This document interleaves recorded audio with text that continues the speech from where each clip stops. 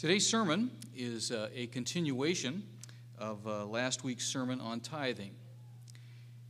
More specifically, what we talked about last week was first tithe. And what we learned as we went through that particular subject is that the tithe belongs to God.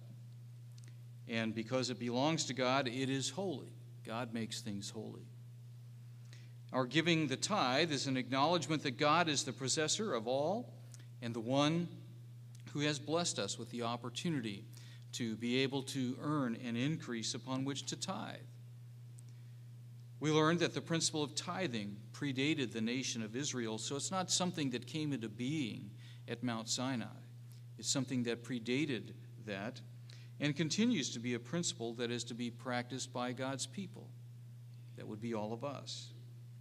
We saw that the tithe was given to God in the time of Abraham and his family. It was given directly to Melchizedek. As you move forward in time to when God began working with the descendants of Abraham and Jacob, the nation of Israel, then the tithes were given to the Levites. In the church age, the church has returned to giving the tithe to the Melchizedek priesthood, giving it to the church and those who, for the use and administration by those who are overseeing the household of God. The purpose of the first tithe has always been designated to support God's work, and in our time, it is designated in order to finance the care of the flock, to rent buildings, to be able to provide for the flock, and to also share the truth of the gospel in writing and in various other ways where God opens the door. And we looked at Malachi chapter 3, verse 8, which tells us that we are not, if we do not tithe, if we earn an increase and we do not tithe on it, then we are robbing God. And so it's something that it would seem wise to do in order to have God's blessings. So tithing is a way that we can honor God as our creator and our sustainer and our provider. He provides all good things for all of us. And you know, as you look at tithing, tithing is not something I know anything about in the sense that I don't know whether you tithe or not. That's between you and God. And the only time that we ever check to whether you tithe or not is if you're going to be ordained. And so if you're going to be ordained, they sort of expect that you're doing that. So they used to do that. I'm not even sure they do that today. But it's between you and God. It's not something I know about. If you ask me about it, I'll explain it to you. And if you tell me you're not doing it and you are working, I'll say, well, you probably should begin doing that. And that's going to be up to you again, whether you do it or not. The question we want to examine today is this: does the Bible reveal that we are to give more than one tithe? Now, when I began attending church or began to find out about the church, one of the things that I discovered was that we are to tithe. I read the booklet on tithing. But the booklet on tithing talks about first tithe only, goes through the scriptures that we reviewed. And then I went to Big Sandy and was a student there. And while at Big Sandy, we had gone into, I forget whether it was Gladewater or we had gone on over to Longview, I'm not sure which one, but we were on our way back, and the people that I was traveling with started talking about 2T. And I said, excuse me, what is 2T? I didn't know what it was. So they explained that it was a second tithe. So I thought, are you kidding me? A second tithe? Where did this come from? So they did explain that, yes, it is a biblical principle and there is a second tithe. And this was the first year that I ever went to the feast. And as I went to the feast, and so I happened to be working out on the grounds. They were using the skills that I had, which were few. They did find out I could push a lawnmower and I could work with shears and weed eaters and that kind of stuff, and I could do a pretty good job with that. I could sweep the walks. They didn't have those wonderful blowers, like leaf blowers like we have today. You had a broom, and you got to sweep all the walkways and things like that every Friday before the Sabbath, because people would stroll around the grounds and things on the Sabbath. But these other students that had experience with the feast, they're all excited about it. The feast is coming. And being a cynical, worldly individual who was just beginning the journey of faith, I just doubted anything was exciting as these people portrayed it to be. So I doubted the feast was going to be all this exciting, and went to my first feast, and it was okay. It was okay. I spent several hours in this refrigerated truck with huge blocks of ice, with an ice pick, chipping them into, I believe, 6 or 8 blocks, shoving them down this little ramp, and then they would grind them up into ice cubes and sell them to the people that were tenting in the piney woods. So that was a big part of my feast, and I ate a lot of peanut butter. We didn't know that there was stuff that we shouldn't be eating in the Hostess fruit pies at the time, so I ate a lot of those, and had a few people take me out for a nice meal a couple of times there. But it was a good experience on the whole, but I wasn't quite as excited about it as other people were. But you don't get excited about the feast until you come to experience it and begin to really understand what it's all about. So I'm more excited about the feast today than I ever was back in 1972 when I began to keep the feast, because I understand so much more about it and its significance for you and me and ultimately for all of mankind. So the feast is a big thing to God. It's something that He wants us to keep, and He wants us to make the most of that opportunity that we have to come before Him at all of the feast days, but especially in those feast days that remind us that something beautiful and wonderful is coming that we can be a part of.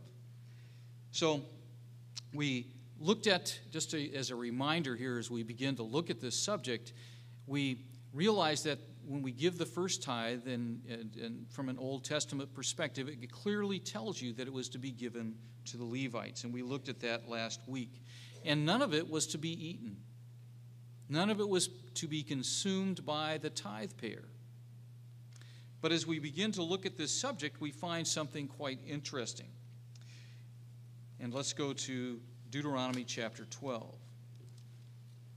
My wife was asking me, are you going to be able to, you're going to have enough information just talking about second tithe to fill the time? And she said, my thought was, I'm a minister, I can usually fill the time. So, but I think there's something good to be said, not just to fill the time, and that you'll find beneficial. Let's go to Deuteronomy chapter 12. Liz doubted whether I was going to be able to fill the time, so we'll see if I can. Deuteronomy chapter 12, verses 17 and 18. Verse 17 says, "You may not eat within your gates the tithe of your grain." So remember, the first tithe was not to be eaten, but this tithe that is talking about here is to be eaten. You shall not eat within your gates the tithe of your grain, or your new wine, or your oil, of the firstborn of your herd or your flock. So you are not to eat those things within your gates, that is, in your own home area, wherever it may be. You are not to eat it there. Of any of your offerings which you vow, of your freewill offerings, or of the heave offering of your hand, but you must eat them before the Lord your God in the place which the Lord your God chooses. So you are not to eat them at home. You are to go to the place where the Lord your God would choose, and you are to eat them there before God. And who is to enjoy these good things that you have harvested and that God has blessed you with? It says, you and your son and your daughter, your male servant and your female servant. So your whole household is to go up before the Lord and to eat before the Lord, it tells us here. And the Levite who is within your gates, and you shall rejoice before the Lord your God in all to which you put your hands. So you're to eat before the Lord, and it's all part of rejoicing. It is all part of rejoicing before the Lord in all to which you put your hands. So when you eat before the Lord, it is to be a time of rejoicing. But rejoicing in what? What are you rejoicing about? There must be something significant that would cause you to rejoice. Is it just in the fact that you have grain and that you have cattle and all of these good things that God has blessed you with? Is it just like a thanksgiving? Or is there more to it than that? So we are to tithe, and when the word there that speaks of a tithe here is the same word that is used in regard to the first tithe. It's not any different. It's the same word. And you're to eat it before the Lord your God. And the way that was done anciently in Israel was you would go up to the tabernacle, which was at Shiloh, until the tabernacle was destroyed and the ark was captured. And then as God helped to reestablish the Ark of the Covenant to Israel, eventually David was inspired to build the temple, to gather all of the things for it. Solomon actually undertook the building and finished that. And then people would come up to the feast at the temple of God. And they were to eat before the eternal so that they could enjoy what God had given to them. Now, the tithe that is to be eaten is further discussed in Deuteronomy chapter 14. Let's go to Deuteronomy 14. Deuteronomy 14, verse 22. Again, this verse says, "You shall truly tithe all the increase of your grain that the field produces year by year." So again, it emphasizes tithing, 10% of what you take in. It says in verse 23, "And you shall eat before the Lord your God." So again, the tithe is talking about is a tithe that is to be eaten. It is to be eaten, so we are able to discern between the first and second tithe, because this particular tithe, we're clearly told to eat it before the Lord, in the place where he chooses to make his name abide. So anciently, that was either the location of the tabernacle or the temple. And currently in our time, where does God make his name abide?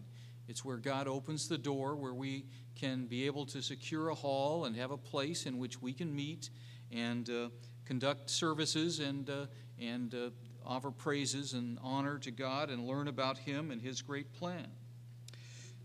So so you go to the place where God chooses to make his name abide, and what are you to eat? It says the tithe of your grain. So this particular tithe you can eat of that grain, and your new wine, and your oil, of the firstborn of your herds and your flocks, that you may learn to fear the Lord your God always. So these verses add, not only are we to eat before God, here in this particular verse it doesn't tell us that we're to rejoice, but it does tell us that we are to learn to fear the Lord our God always. To learn to fear him always. We're to eat these things, and we're supposed to go up before God.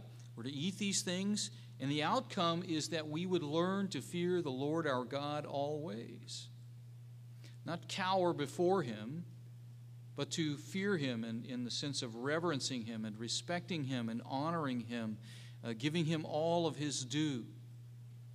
We are to learn to fear the Lord your God always. To just live that way, where you walk every step respectful and reverent before God, realizing that God is the one who is judging us. He is the one to whom we are accountable. And we have to keep that in mind as we go about our daily lives. And we also realize as we go to the feast, as we'll see here, that God offers us some magnificent things. And it's conditional whether we will be able to enjoy those things in the ultimate sense. It's not assured, it's conditional. And our right fear and right respect for God helps us to maintain the proper perspective and approach which prepares us to be a part of those things that God is going to offer us. So God tells us something else in verse 24. It says, "But if the journey is too long for you, so that you are not able to carry the tithe." So if you have an oxen, you have had a bountiful harvest, so you've got a lot of grain, you've got a lot of fruit, and you're living a fair distance from the location where God has placed his name, that may be a pretty tough journey to keep the sheep and all the things together and move on down the road, especially when many other people who are going up to the feast are going to be on the road as well. And, if you're going to have to stop along the way, maybe it's a great distance away. You had the example in the book of Acts of the Ethiopian eunuch who had come up to the feast. He had come up to the feast and he was on his way home, and he met Philip, the deacon, and went through the book of Isaiah about the Messiah and was baptized. But that's a long way from Ethiopia to Jerusalem. So if you're driving cattle and hauling all this stuff up there, makes it a more difficult journey, and you're going to have to stop along the way. You're either going to camp, or if you have to stop in and stay at an inn, it becomes expensive. So God said, let me give you an alternative here rather than take everything up to the feast. He says, "But if the journey is too long, what can you do? If the journey is too long and you are not able to carry the tithe, or if the place where the Lord your God chooses to put his name is too far from you when the Lord your God blesses you, then you shall exchange it for money." So you can take that tithe and you can exchange it for money. So you can sell the oxen, you can sell the sheep, you can sell the grain, and that is your tithe, and convert it to money. What we do is we take the money and convert it to oxen and sheep and grain and fruit and all of those kinds of things, don't we? It's interesting how we do it differently, because none of us wants to put that oxen in the back of our car and take it to the feast, or in the back of our horse trailer or whatever, because not only do you have to haul it over there, but then you have to slaughter it and cut it into steaks, or get a big spit to set it up on, or whatever you're going to do. Nothing wrong with that, but that's a lot of work. So we can usually, money is the best way to go for us living in the 21st century. "So you shall exchange it for money, take the money in your hand, and go to the place which the Lord your God chooses." You can go to the place where the Lord your God chooses. And so it is... God gives you a way to deal with this and to make your journey as reasonable as possible. And what God is doing is helping you go to the feast. He's helping you go to the feast. He says, "I want you to use 10% of your income to go to the feast." That's a significant thing that God is telling you about how important the feasts are. And the Feast of Tabernacles is a focal point, but you can use your second tithe on all of the feast of God. And it's telling you that these are significant times that God is saying, I want you to allocate a significant portion of your finances toward. They're important. They are important. And so then God goes on and tells us something more about this, beginning in verse 26. He says, "And you shall spend that money for whatever your heart desires." Oh, yes. This is wonderful. I can spend it on anything I want. Whatever your heart desires. Oh, that just opens up this wide panorama of options that are available. But it's not quite that open. And because as you look at that and understand it, a better way to basically look at that is that not whatever your heart desires, but whatever your heart rightly desires. Because there are things you might desire that God would say, I'm really not real pleased with that. So you have to make sure, one, that whatever your heart desires is pleasing to God, and two, that it's going to be something that is going to contribute to your learning to fear the Lord your God always, your rejoicing before God. It's going to be something that God would be pleased with. So that has to be a guide to whatever you purchase. So we have to desire those things that are pleasing to God, and we want to buy those things that contribute to our learning to fear the Lord our God always. So what can you spend the money on? He tells you here. He says for oxen or sheep. You can spend it for oxen or sheep, for wine or similar drink. And he's not talking about grape juice here. He's talking about wine. He's talking about wine with alcohol in it or similar drink. I'm not sure what other similar drinks they had for that time. For whatever your heart desires or rightly desires. So you are to, you can spend it on, this is a feast. I know that my son, in going to school, he would leave each year to go away to the feast, and his friends weren't in the church and didn't really understand everything about the church, but one of his friends called it, he couldn't think of the word feast, so he called it, a feast is a big dinner. So that's what he called it, the big dinner. Are you going to the big dinner this year? And so yes, I am going to the big dinner. So that's how he conceived of it, as somebody that really was unfamiliar with what the feast is all about. But we can spend it for oxen or sheep. So if you want a nice steak, you can have a nice steak. Or if you want a lamb chops or whatever you want, you can have those. You can have a nice bottle of wine. You don't have to drink. You don't have to drink, but you can. But drink in a way that would be pleasing to God. And he says here that you can buy those things that you would like to have. So maybe at the feast there are things that you would like to have that you don't normally have. I like cashews. Cashews, if you buy a whole container of them, are pretty expensive. But at the feast, I can buy that whole container at Sam's and stick my hand in there fairly often and enjoy some cashews. Or whatever you would make your feast memorable and enjoyable. And, if you like a particular kind of chocolate, get a nice type of chocolate. Or if you, whatever it may be, to go out to dinner and enjoy the occasion with friends. It says here, you shall eat before the Lord your God. So you have to think about, as you're eating, you are eating before God. And that's why you have to stop and think about, what am I doing? Would this be pleasing to God?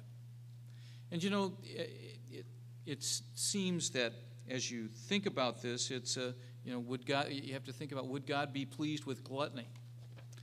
Well, I like the cashews, but on probably my third big container, he may be a little unhappy with that and think maybe you've gotten a little carried away with cashews or whatever it may be. It's been my unfortunate experience over the years to have to go to talk to people that are attending the feast that have been drunk and have been disruptive at their location, and that's an unpleasant experience. And see, you're to eat before God. Is God going to be pleased with that? So you have to think about your behavior and your example, and that you are before God. The purpose is spiritual, not just physical. It tells you here that you shall not forsake the Levite who is within your gates, for he has no part nor inheritance with you. He has no part or inheritance with you. So we should remember the Levite. And we should remember those who don't have as much. Some people, it's a real struggle for them to go to the feast, and financially it's a great strain. So hopefully we know each other well enough to where we can consider one another. You think of the Levites, you also think of the members of the church who are attending, that maybe they're just barely making it. And for them, it's a pretty lean feast. But we can help them to enjoy more of a feast. I know Mr. Hutto and I were speaking last week about having a Houston get-together at the feast.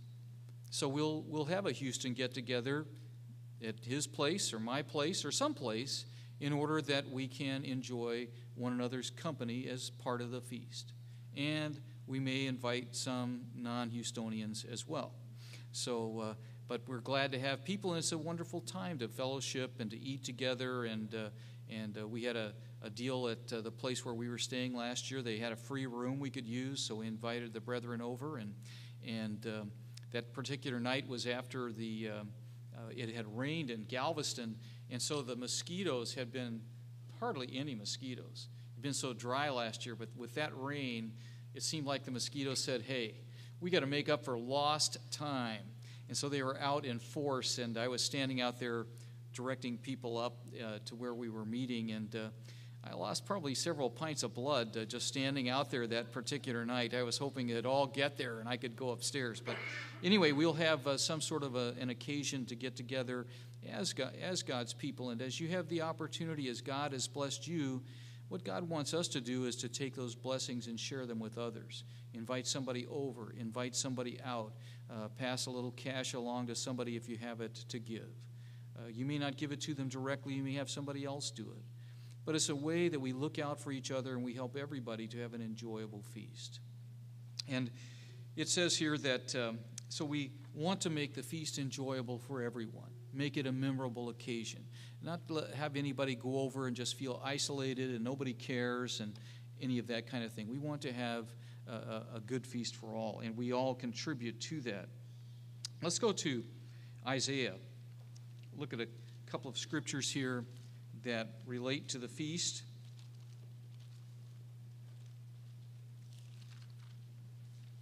Isaiah chapter 25.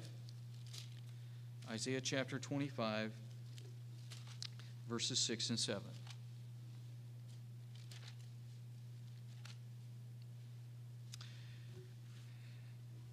Isaiah 25, verses 6 and 7. Here the prophet Isaiah, and if you want to read one book before the Feast of Tabernacles to focus your mind upon the feast, Isaiah is probably the book to read. Isaiah was given one vision after another of the coming kingdom of God, and not every chapter deals with the coming kingdom, but there are many that do.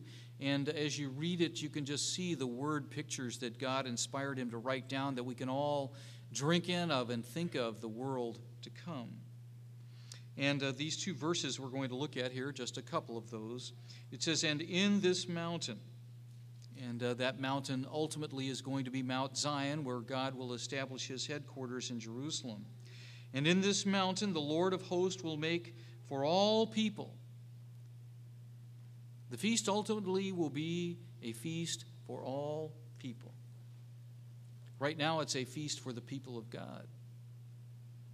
But there's coming a day when all people will have the opportunity to be a part of the family of God, a part of the people of God. God will make a feast for all people. He says a feast of choice pieces. A feast of choice pieces. Pieces of what? He's talking about that ox or that lamb or that goat or whatever it may be. Choice pieces of meat that you can enjoy. The better cuts of meat. A feast of choice pieces. A feast of wines on the lees. And I know there's a whole technical study you could go through about wine on the lees, but what he's talking about is not the wine with the twist-off caps that has never seen a cork, which may be okay. Nothing wrong with it if that's what you choose to drink, but I'm just saying get that you can use, if you have the money, if you saved your tithe, maybe you can buy a better bottle of wine that you could enjoy at the feast. I'm not so much of a wine drinker. I don't, wine's okay. I'm more of a, pretty pedestrian and drink beer. So I like a good beer, and so instead of drinking the buds, maybe it's time to get a little better quality and see what it tastes like. I know the ones that I like now since we've moved here is the Shiner Ruby Red, the one with the grapefruit in it, which is pretty good. On a hot day, let me tell you, it's a winner. So anyway, but the thing is, it's enjoy some things that maybe you don't enjoy normally. A nice type of cheese that you wouldn't buy. It's too expensive. We're buying those American singles versus the better quality cheese. Get real cheese and enjoy that. So you have wine on the lees of fat things full of marrow, of well-refined wines on the lees. So as you think about this, we're to eat before the Lord, and it is a feast. But what we sometimes do is we stop at that point, and we don't go beyond it. And that's where I was when I first began to keep the feast. It was physical. There was there was spiritual, but the physical was more important, more significant in my mind. And I think that's where we're at when we begin to keep the feast. It's more of a physical delight, and we don't see the spiritual. And that comes with time. We should enjoy the good physical things, but you know what? When it's all said and done, the good physical things don't matter.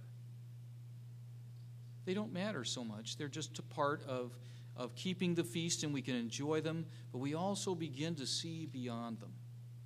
We begin to see beyond them that the feast is not the food we eat. The feast is not the place we go.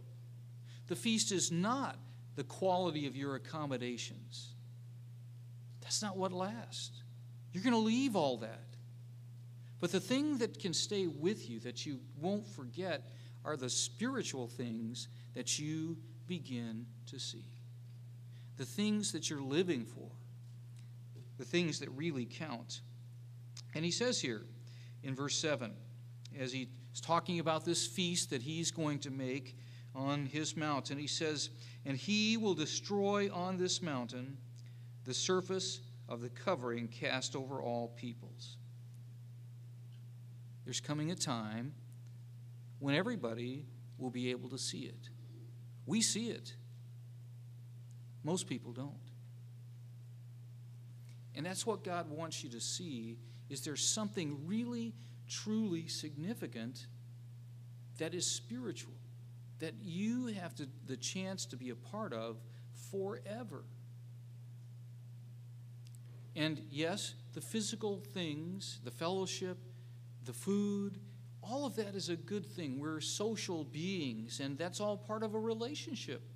But there are more significant things. He will destroy on the mountain the surface of the covering cast over all people. He'll open their minds to see it, to see what he's offering them, to see what and we've been offered it now. We can see it today. And he says, going on in verse 7, "And the veil that is spread over all nations." That's what it's really all about. The lifting of the veil, the revelation of the truths about the coming kingdom of God, the revelation about the King of Kings, the revelation about the saints being raised from the dead, the saints serving under Jesus Christ, serving under him and being part of that team that will be teaching the world to come. God will remove that veil. God will remove that veil. And the physical things are good, but it's not the end point. And as you begin to mature, you begin to see what's really significant.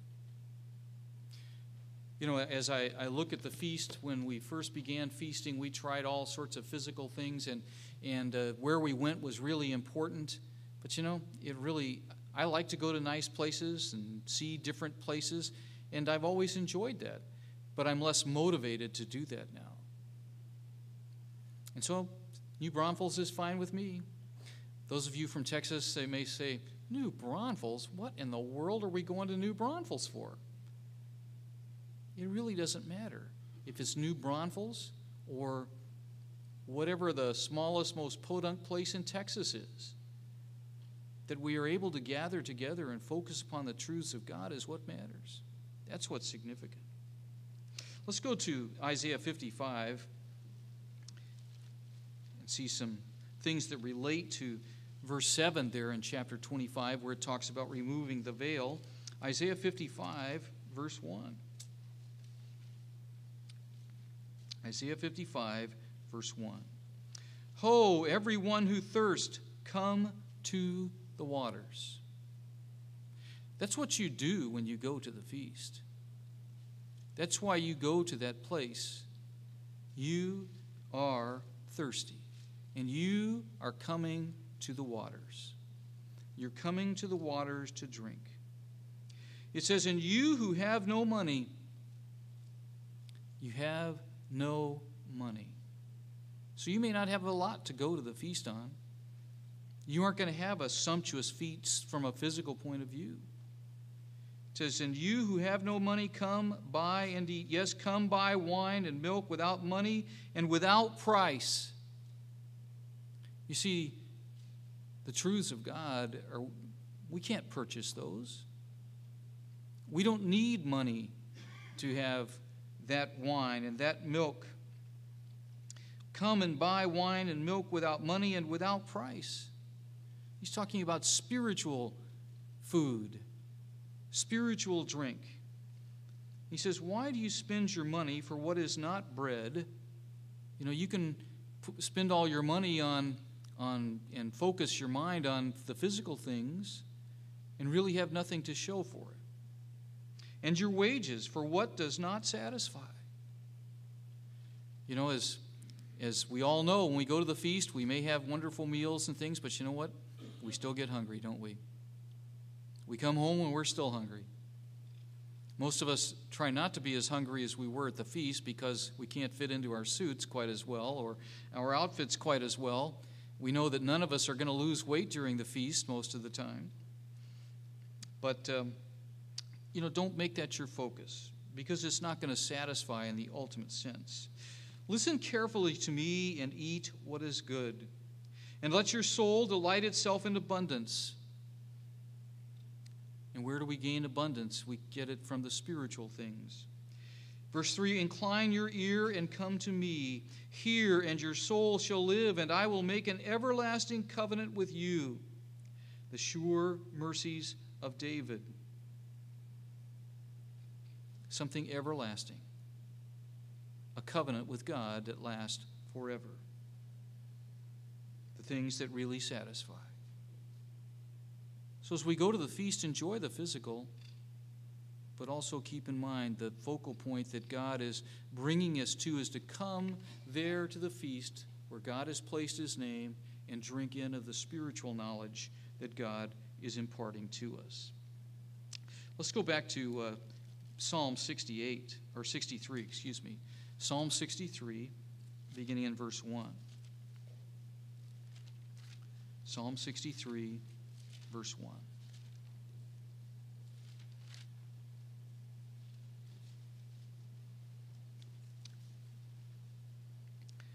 Psalm 63, verse 1. O God, you are my God. Early I will seek you. I'm going to seek you first. I'm going to seek you early. You're my first priority. My soul thirsts for you. My flesh longs for you in a dry and thirsty land where there is no water. So I have looked for you in the sanctuary to see your power and your glory. We go to God, and the way has been opened to God's throne to come before him and talk to him, to share our thoughts and feelings and desires and our challenges with him. And we're like a dry and thirsty land apart from God, where there is no water. But as we come to God, God gives us, he quenches our thirst and gives us those things that we need. Verse 3, because your loving kindness is better than life. The extension of God's loving kindness is better than life itself. My lips shall praise you. Thus I will bless you while I live. I will lift up my hands in your name. My soul shall be satisfied as with marrow and fatness, and my mouth shall praise you with joyful lips. He's talking about spiritual things, but comparing them to the physical, which we can all understand. Verse 6, when I remember you on my bed, I meditate on you in the night watches, because you have been my help. Therefore, in the shadow of your wings I will rejoice. My soul follows close behind you. Your right hand upholds me. You know, we've been given the opportunity to be able to come into the shadow of God's wings, where He protects us and watches over us and provides for us. And God wants us to give us the good things, the really, truly good things that stay with us. No matter how bad times get, the offer of God's kingdom never changes. It's always there. It's always ours to enjoy. So, as you think about this tithe and applying it to the feast, let's go to one final major scripture we want to look at in this regard in Deuteronomy chapter 16. Deuteronomy chapter 16.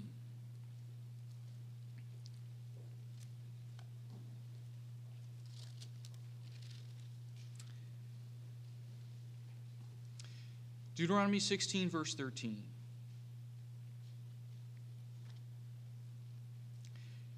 Here it's speaking specifically about the Feast of Tabernacles, and it says, you shall observe the Feast of Tabernacles 7 days, when you have gathered from your threshing floor and from your winepress.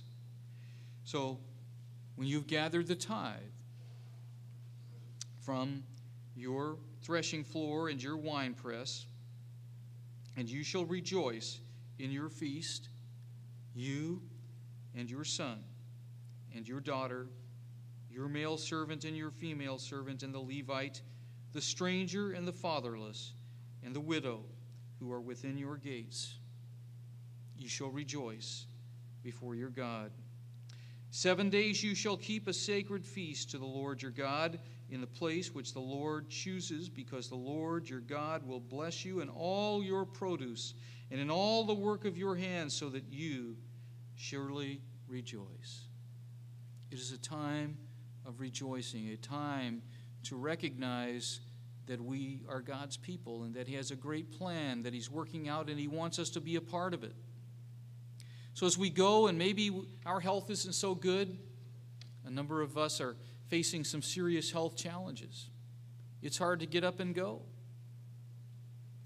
But even though we may not feel so good, never lose sight of the fact of what God offers you and me, and rejoice in those things. Rejoice before God. Rejoice with God's people. Rejoice with family. Rejoice with friends. And we've over the years gotten to know many people and had wonderful feasts and with our family and with our friends, and you have as well. And it is a most wonderful thing. Our God is a most practical God, because He says, you know what? I want you to keep my feast. And I want you to rejoice in those feasts, and I want them to be special. And so I would like you to take that 10% that you set aside as increase and use it to rejoice in my feast. God was quite practical and understanding that for most people they would have to travel some distance to get to the feast, and so He said, well, here's some money to help you be able to travel and to be able to get to the feast. And so God was quite wise in being able to see what we should do and how we should do it. The Festival Tithe, the second tithe, provides a structured way for God's people to meet the financial challenges of extended periods of travel. And as you look at the New Testament, it's interesting that we see Jesus Christ keeping the feast. Specifically, we see Jesus Christ keeping the Passover, and we see Him attending the Feast of Tabernacles in the book of John. After Christ's death, we find that His disciples continued to keep the feast. 50 days after He had been resurrected, we find that they were keeping the Feast of Pentecost, weren't they? We also find Paul kept the holy days. and instructed the brethren in keeping the holy days. He gives quite a bit of instruction in the book of 1 Corinthians about keeping the Passover in the days of unleavened bread. So as we examine the New Testament, we find that the early church kept these feasts, and for many Christians this meant extensive travel and considerable expense. And as you examine the Scriptures, we find that there is no indication that anything changed in regard to God's instructions regarding keeping the second tithe. There's no doctrinal discussion that mentions a change in the New Testament in this regard. So we have to conclude they kept the feast, and the way that God chose to finance the feast are still there. So God and his church are quite aware that not everyone has enough festival tithe to attend the Feast of Tabernacles. And there are a variety of reasons why various individuals can't keep the feast. Some have become ill. Some don't have much money. Period. They don't have they've been out of a job. There are various things that can happen. So the church has set up a system where we're able to help a certain number go to the feast, offer them what we call festival assistance. The precedent for helping others enjoy the feast is found in Nehemiah 8:10, where it says there, "Send portions to those for whom nothing is prepared." That's in the context of the Feast of Trumpets, but it applies to the other feasts as well. So we seek to help others go to the feast. We ask people to do the best they can to help themselves. So, if you can set aside a little bit of the money that you have and save a little bit each month or each week to go to the feast and set that aside and keep it, then as we begin to ask for people to fill out the forms, then you'll have a little bit to contribute, and the church can hopefully help you with going to the feast. The church does not offer you a lot of money to go to the feast. It doesn't offer you a lot of help in the sense that you're going to be staying in the best accommodations, but good accommodations, but not the best. It's a little bit to help everybody go, and you try to spread it out as far as you can to help as many go as possible. So we try to help everybody go and enjoy the feast, and then hopefully we will watch out for each other and help the other people be able to enjoy the feast as they go. So in summary, from the Scriptures we've examined today, we see that there is a second or festival tithe. It's to be saved in order to travel and enjoy God's festivals. Saving our second tithe sends a message to God. It sends the message to God that we believe in His plan, and we want to come before Him and learn to fear Him always. We want to come before Him and rejoice. Tithing, a festival tithe, tells God that we agree with His promise to send His Son and set up His kingdom. And saving our festival tithe also shows that we know God and the Father will bring the heavenly Jerusalem. The new heavens and the new earth will be established, and we can be a part of it forever. I'd like to quote from Revelation chapter 22, verse 14 to close. Revelation chapter 22, verse 14.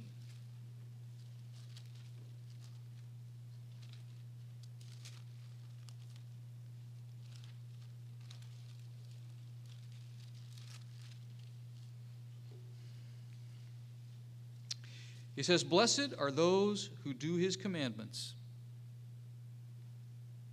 that they may have the right to the tree of life and may enter through the gates into the city."